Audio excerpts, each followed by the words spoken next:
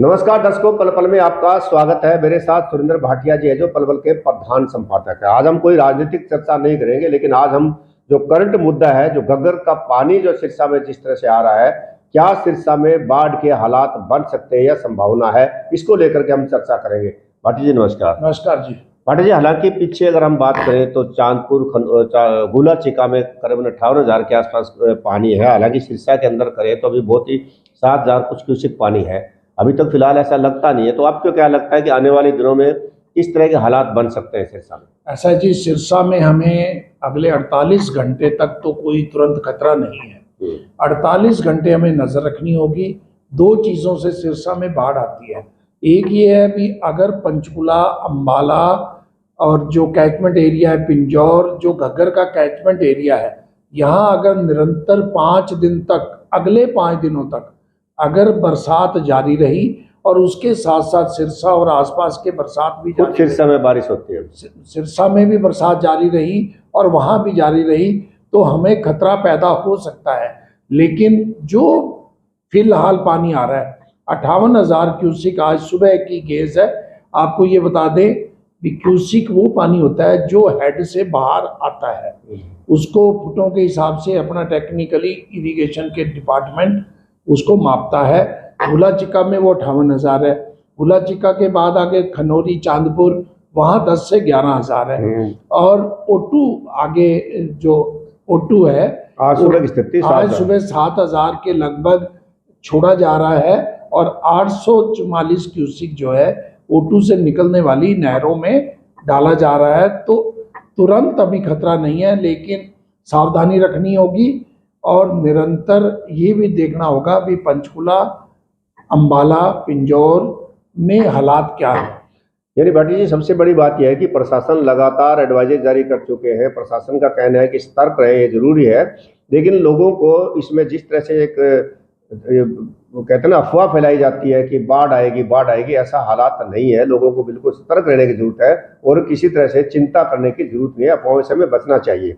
आगे हम बात करेंगे कि जिस प्रकार सिरसा में लगातार भी बारिश नहीं हो रही है, तो क्योंकि पहले अगर हम पुराने इतिहास की बात करें, जिस तरह से हम जब बाढ़ आई थी तो उसमें था कि यहाँ सिरसा में खूब लगातार बारिश हो रही थी, पीछे से भी काफी बारिश हो, जैसे आपने बताया, दोनों हालात होते तभी बाढ़ की संभावना बनती है। अभी फिलहाल सिरसा में किसी तरह से पैनिक होने की जरूरत नहीं है, लेकिन सावधान रहने की जरूरत है। और आज से पहले पहले सिरसा में कब बाढ़ आई है? ऐसा है, सिरसा में घग्गर नदी में 3 बार जो बड़ी बाढ़ आई है। छोटी मोटी जो बाढ़ आती है, आपको ये भी मानना होगा, हम नदी को हमने छोटा कर दिया है।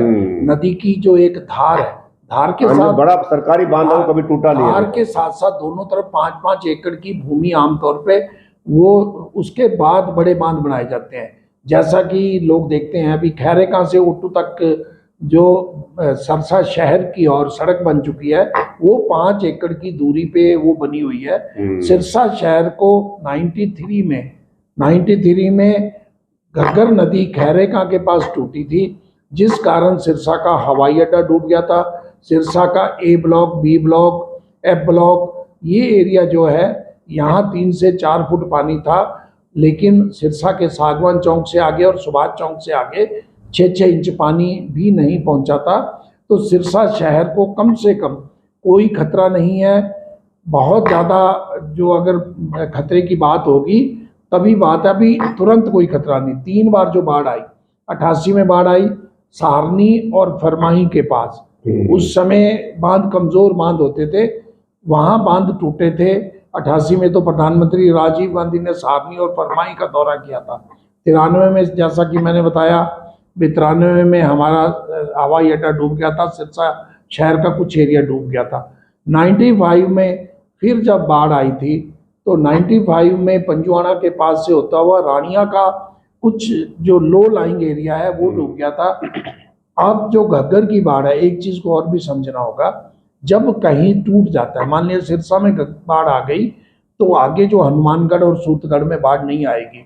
अब जो बाढ़ की स्थिति वर्तमान में पंचकुला में है, पंचकुला, अंबाला नहीं, करनाल घग्गर जाती नहीं है। करनाल बारिश की वजह से है, लेकिन हम घग्गर पे बात कर रहे हैं। घग्गर जो आती है वो पंचकुला से अंबाला के साथ से गुजरती हुई वो पटियाला जिला में आ जाती है। वहाँ से सुनाम से होते हुए हमारे यहाँ पे खनौरी, जो पंजाब का एरिया है, खनौरी के पास से वो एंटर करती है हरियाणा में, टोहाना के पास, टोहाना से रतिया, रतिया से फिर वो सद्दूलगढ़ के पास करते हुए मत्तड़ गांव, जो सिरसा जिला का गांव है, वहाँ के पास से सिरसा जिला में एंटर करती है और लगभग 90 किलोमीटर तक सिरसा जिला में रहती है।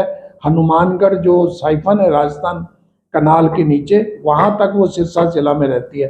लेकिन अब तक जो बाढ़ का इतिहास है वो 3 बार का इतिहास है, बहुत ज़्यादा डरने की ज़रूरत नहीं है। और उसके बाद O2 भी बना है, O2 के बड़े बांध भी बने हैं, 6 नहरें भी O2 से निकली हैं।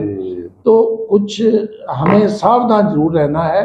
अंदर जो खेती है, छोटे बांध अवश्य टूट सकते हैं, कैंटोनमेंट जो उनके बीच में जो खेती है, जो बीच में बंदों के बीच में खेती है, उनमें जरूर नुकसान हो सकता है, लेकिन आबादी को अभी तुरंत कोई नुकसान नहीं।